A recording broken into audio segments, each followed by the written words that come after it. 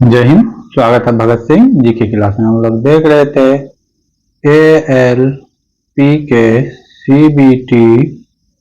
CBT 2 के question paper previous year question paper देख रहे थे, जो कि 22/1/2019 को एग्जाम हुए थे। उसी का क्वेश्चन पेपर देख रहे हैं।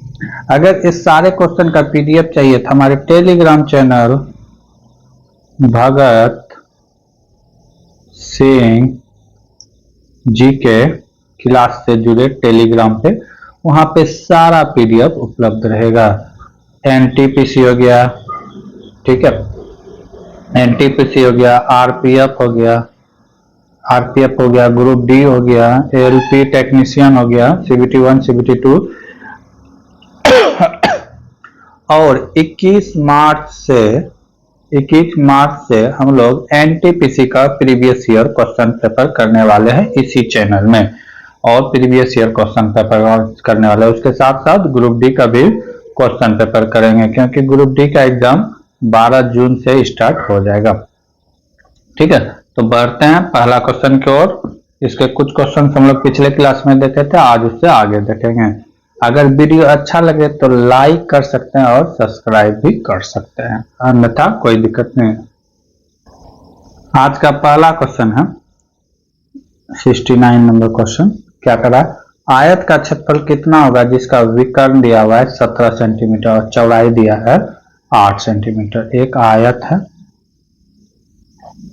इसका विकर्ण की लंबाई दिया हुआ है कितना है 17 सेंटीमीटर और चौड़ाई दिया हुआ है, चौड़ाई दिया कितना 8 सेंटीमीटर। तो इसका क्षेत्रफल पूछा है। क्षेत्रफल, आयत का क्षेत्रफल के लिए क्या चाहिए? आयत के क्षेत्रफल के लिए क्या चाहिए? तो आयत का क्षेत्रफल होता है लंबाई गुना चौड़ाई। तो यहाँ पे तो चौड़ाई दिया हुआ है 8 सेंटीमीटर, लेकिन लंबाई नहीं दिया हुआ है। लंबाई हमें निकालना पड़ेगा। लंबाई निकालने के लिए हमको क्या करना होगा? पाइथागोरस लगाना होगा। कर्ण दिया हुआ है और आधार दिया हुआ है, ठीक है, लंब निकालना है या इसको निकालना है। तो कैसे निकालते हैं? कर्ण का स्क्वायर घटा लंब का स्क्वायर कर देंगे।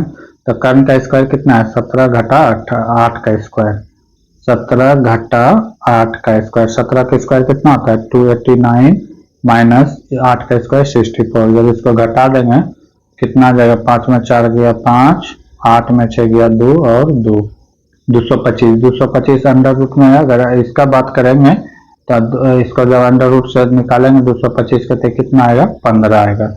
यानी कि लंबाई कितना हो गया 15 सेंटीमीटर। तो अब क्षेत्रफल निकाल सकते हैं। लंबाई कितना हो गया 15 सेंटीमीटर और चौड़ाई 8 सेंटीमीटर। 15 गुना 8 कितना हो गया 120 centimetre square. Option number A is the right answer. अगला क्वेश्चन है, दो श्रमिक K और L एक ही बिंदु से चलना प्रारंभ करता है।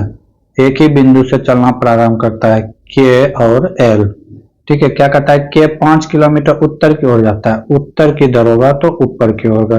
जब डायरेक्शन का क्वेश्चन आए तो एक फिगर इस साइड का बना लेना चाहिए। साइड में ये हो गया उत्तर, ये हो गया दक्षिण, ये हो गया पूरब और ये हो गया पश्चिम। इससे क्या होगा कि क्वेश्चन गलती होने की संभावना नहीं रहती। क्या करा? 5 किलोमीटर उत्तर की ओर, तो ये 5 किलोमीटर हो गया उत्तर की ओर। अब क्या करा? फिर दाईं ओर मुड़ गया। जब कोई आदमी इधर जा रहा है तो दाईं ओर होगा तो इस साइड होगा। मुड़ता है और कितना चलता है? तो 2 किलोमीटर चलता है, 2 किलोमीटर चलता है। फिर इस बीच L क्या करता है? L 3 किलोमीटर पश्चिम की ओर चलता है, तो L पश्चिम की ओर इधर हो जाएगा। कितना चलता है? तो 3 किलोमीटर, ठीक है। और चलता है दक्षिण की ओर, मुड़ता है और 4 किलोमीटर चलता है। यानी कि यहाँ से नीचे होगा, दक्षिण किधर होगा? नीचे होगा। कितना चलता है? 4 किलोमीटर चलता है। अब क्या कर रहा है? अंत में L बाईं ओर मुड़ता है और 5 किलोमीटर चलता है। और जब इधर जा रहा है बाईं ओर कहेगा तो किधर हो जाएगा? इस साइड हो जाएगा। कितना चलता है? कहता है 5 किलोमीटर चलता है, ठीक है, 5 किलोमीटर चलता है। तो पूछता है L के संबंध में K कहाँ है? L के संबंध में K कहाँ है ये पूछ रहा है। K तो यहाँ है, ठीक है, और L यहाँ है, तो पूछ रहा है वही संबंध के बारे में। K L से कितना आगे है। तो हम देखें तो ये टोटल दूरी कितना है 5 किलोमीटर, ये दूरी है 3 किलोमीटर, ये दूरी है 2 किलोमीटर, यानी कि ये दूरी और ये दूरी क्या हो जाएगा, बराबर हो जाएगा। यानी कि ये भी हो गया 5 और ये भी हो गया 5, यानी कि ये सामने 90 डिग्री का कोण यहाँ पे बनेगा। ठीक है, सामने एकदम सामने। तो अब दूरी बचा कौन, ये 5 किलोमीटर दूरी बचा है और ये 4 किलोमीटर, तो टोटल दूरी कितना हो गया, ये टोटल दूरी कितना हो गया 9 किलोमीटर। दूरी तो निकल गया 9 किलोमीटर। अब पता करना है कि किस डायरेक्शन में है। तो यहाँ पे कौन है, तो यहाँ पे है कौन है, तो यहाँ पे के है। ठीक है, और एल यहाँ पे है। तो इसके डायरेक्शन में किस दिशा में हो गया, उत्तर की ओर। ऊपर कौन सा डायरेक्शन है, तो उत्तर की ओर, तो उत्तर की ओर हो जाएगा 9 kilometre. Option number A is the right answer. अगला क्वेश्चन, अगला क्वेश्चन क्या कर रहा है, किसी धातु के तार के मध्य से प्रवाहित होने वाली विद्युत धारा यानी कि एम्पियर करेंट, ठीक है, डैश समान होने पर भी इसके दोनों छोरों पर संभावित अंतर भी के सीधा समानुपाती। तो किसका समानुपाती होगा, यानी कि तापमान का। किसका, तापमान का, टेम्परेचर का। जब ये इक्वल होगा, समान टेम्परेचर होगा, तभी दोनों छोरों पे जो है वोल्ट का मान, विभवांतर का मान सेम होगा, यही कह रहा है। तो इसका राइट आंसर हो जाएगा, क्या होगा, तापमान। अगला क्वेश्चन है, 10 सेकंड की अवधि के लिए किसी तार में स्थित धारा 0.2 एम्पियर है। तो इस समय अंतराल में तार से प्रभावित होने वाले कुल प्रवाह यानी कि चार्ज कितना होगा। यानी क्या पूछा है, आई पूछा है। आई बराबर क्या होता है, तो Q बाय टी होता है। क्या होता है, Q बाय टी। तो हमें क्या चाहिए, ठीक है, Q बाय टी है। हम यहाँ सबका वैल्यू रख देंगे तो मान आ जाएगा। T का मान कितना हो गया, Q चाहिए, तो Q बराबर क्या होगा, I इंटू टी हो जाएगा। I का मान दिया हुआ है 0.2 और T का मान दिया हुआ है 10 सेकेंड। इसी को गुना कर देंगे, 10 मतलब उड़ेगा नीचे, 1 10 0, 1 0 से 1 0 कैंसिल, कितना हो गया 2 coulomb. 2 coulomb is the right answer. 2 coulomb is the right answer. तो फार्मूला ये होता है, ये याद रखना है। अगला क्वेश्चन, अगला क्वेश्चन है, निम्नलिखित समीकरण के लिए कौन से द्विगुणित प्रतीक को विनिमय होने की जरूरत है। यानी कि एक सिंबल जो दिया गया है, ये किसी दो को आपस में चेंज करना होगा। ठीक है, जैसे क्या है, 9 है, 3 है, 2 है, 8 है, 4 है, इक्वल टू 8 है। तो कह रहा है कि कोई दो चीज को आपस में बदलना होगा। तो इसमें क्या करते हैं हम लोग, बारी बारी से चेंज करके देखते हैं। यहाँ पे जो राइट आंसर है हम वो करके देख लेते हैं। आप लोग जो एग्जाम हॉल में बारी बारी से सबको चेंज करके देखना पड़ेगा कि किससे राइट आंसर आ रहा है। ठीक है, तो राइट आंसर x और माइनस को गुना करना है। तो x के जगह में, यानी कि गुना के जगह में क्या होगा, घटा। गुना के जगह में घटा हो जाएगा, गुना के जगह घटा, जोड़ के जगह जोड़ रहेगा, घटा के जगह क्या हो जाएगा, गुना, और भाग के जगह भाग रहेगा। बस इसी को क्या करना है, सॉल्व कर देना है। तो ये कितना बार में कटेगा, 2 बार में कटेगा। 2 गुना 2 कितना हो गया, 4 हो गया। इसको जब जोड़ेंगे तो 12 माइनस 4 इक्वल टू 8 सही होगा। तो यानी कि ऑप्शन नंबर बी सही था।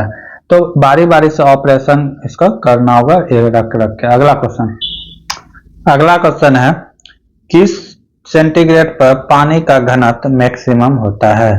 तो पानी का अगर घनत्व की बात करें तो 4 डिग्री में मैक्सिमम होता है। किस डिग्री में होता है, तो 4 डिग्री में। जैसे 4 डिग्री से आगे, जैसे यहाँ पे हो गया 4 डिग्री, ये 0, यहाँ से आगे बढ़ेगा 8। तो अगर 0 से 4 की ओर जाएगा तो ये घटेगा, फिर जैसे 4 से 8 की ओर जाएगा तो बढ़ेगा। यानी कि 4 में मिनिमम होता है। ठीक है, तो यहाँ पे पूछा है सीधे कि किस डिग्री पे, तो इसका राइट आंसर हो जाएगा 4 डिग्री। ठीक है, अगर पूछता 0 से 4 डिग्री की ओर जा रहा है, 0 से 4 डिग्री, तो घनत्व क्या होगा, तो घटेगा। क्या होगा, घटेगा। अगर पूछता कि 4 डिग्री से 0 की ओर आ रहा है तो क्या होता, घनत्व बढ़ता। ठीक है, ये सब क्वेश्चन याद रखिएगा। ठीक है, और यहाँ पर आयतन की बात पूछता तो 4 डिग्री पर आयतन मैक्सिमम होता है। क्या होता है, मैक्सिमम। उल्टा होता है, 4 डिग्री पर आयतन मैक्सिमम और डेंसिटी मिनिमम होता है। दोनों क्वेश्चन में अंतर है, और ये बच्चा पूछता और गलती भी करता है। तो गलती नहीं होना चाहिए। 4 डिग्री पर क्या होता है, आयतन, आयतन जो होता है 4 डिग्री में वो क्या होता है, मिनिमम होता है। ठीक है, अगर 4 डिग्री में फिर घनत्व की बात पूछेगा तो यह मैक्सिमम होगा। ठीक है, घनत्व का मतलब क्या होगा, जैसे इतने से जगह में बहुत सारा आदमी है, बहुत सारा आदमी है, तो ये हो गया घनत्व।